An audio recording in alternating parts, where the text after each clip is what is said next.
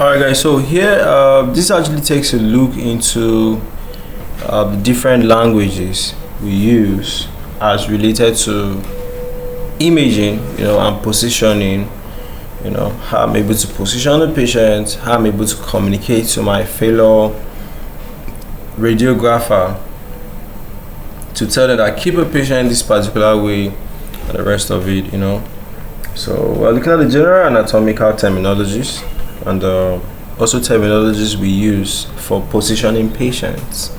All right, so you can see a lot of things: sagittal plane, coronal plane, horizontal plane, oblique plane, and also how the patient will lie.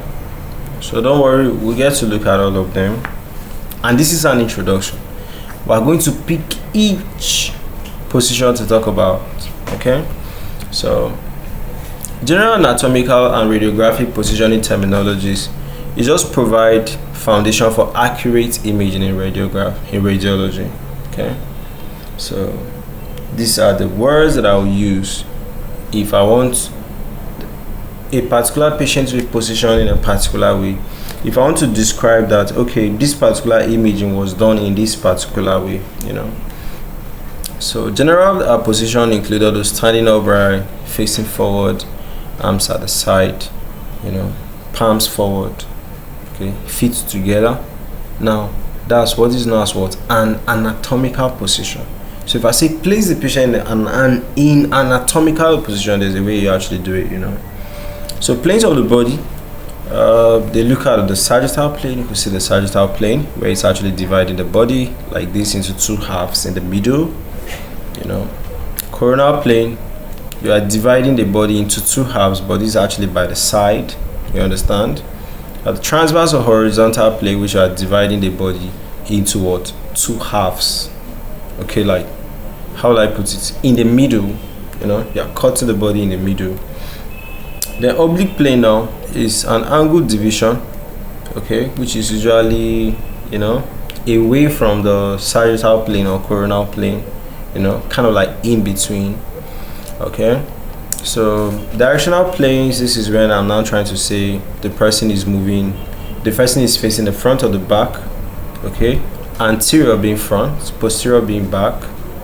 Okay, I'm also trying to look at if I'm imaging from up or down. If I'm imaging from up is superior, if it's from down is inferior. Then medial and lateral, I'm just trying to say if the thing is actually what? Towards the midline or away from the midline. Towards the midline is medial, away from the midline is what? Lateral. The proximal, they are now trying to say for a particular place, okay, is the thing close by or is the thing far away? If it is close by, say it's proximal. If it is far away, you say distal. Then you also try to look at the surface, okay? Is it closer to the surface? You say superficial. Is it deep in the surface? You say deep. Okay, so those are all the terminologies. Then for the different positions that a patient could actually want to lie, we have it as follows. You have supine, where the patient is actually what? Facing up. We have the prone, where the patient is what? Facing down. We have the recumbent, where the person is lying down in any position. It could be what? The right recumbent or the left recumbent. Okay, then we have the Tredellenberg position. Okay, have the Tredellenberg position. Okay, where the person is supine with head lower than the feet. Okay, the person is lying. This is Tredellenberg even. Okay, head lower than the feet. This is actually Tredellenberg even. Okay, then we have the Fowler's position. We have different ones. Lateral position where you lie on the side. Probably they want to image your ribs by the side. You lie on the side. Then we have the oblique where it's rotated at an angle. We have the decubitus where the patient is lying down with horizontal beam. Okay, left lateral decubitus. We have the ventral decubitus.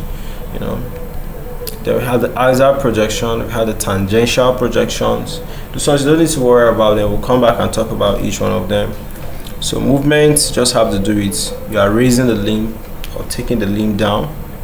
You are bringing the limb to you or taking it away. Okay, moving away is abduction. Moving close to you is what? Adduction. You are adding. Okay, then bending it up is what? Flexion. Bending it down is what? Extension. All right, then they also talk about rotation, where you're trying to move it around, cycles and the rest of it.